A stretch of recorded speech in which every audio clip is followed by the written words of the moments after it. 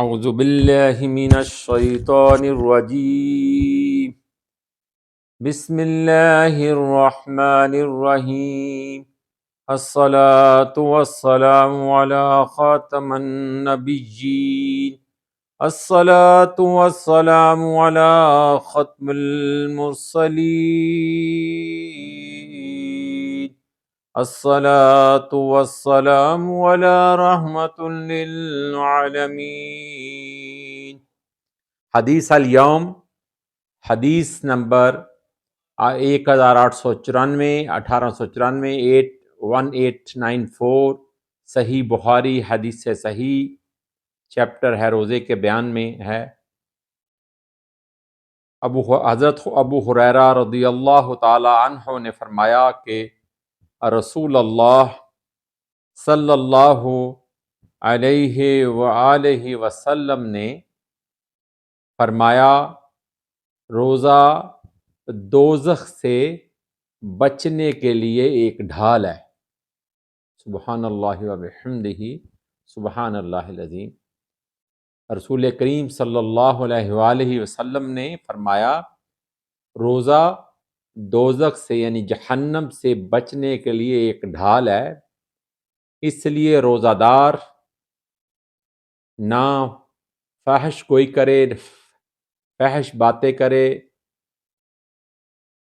اور فحش باتوں سے پرہیز کرے، اور نہ جہالت کی باتیں کرے، اور اگر کوئی شخص اس سے لڑے یا اس سے گالی دے تو اس کا جواب صرف یہ ہونا چاہیے کہ میں روزہ دار ہوں۔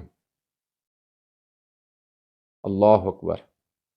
یعنی کہ روزہ رکھ لینا ہی کافی نہیں ہے، اس میں ان چیزوں کا، کیونکہ وہ روزہ جہنم سے اس لیے ڈال ہے کہ روزہ دار نہ فحش باتیں کرے، نہ جہالت کی باتیں کرے، اور اگر کوئی شخص اس سے لڑائی جھگڑا کرے یا اسے گالی دے تو اس بندے کا یعنی کہ روزے دار کا یہ جواب ہونا چاہیے، صرف یہ جواب ہونا چاہیے کہ میں روزہ دار ہوں۔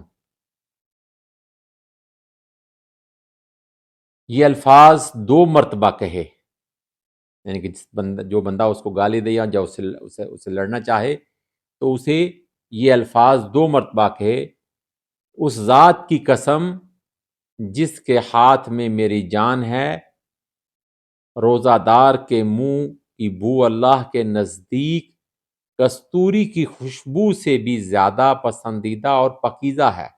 اب یہ روزہ دار کی خوبی بیان ہو رہی ہے، جو یعنی کہ گالی سے اور لڑائی سے یا برے اور فحش گوئی سے اور فحش کاموں سے اور برائی سے بچتا ہے۔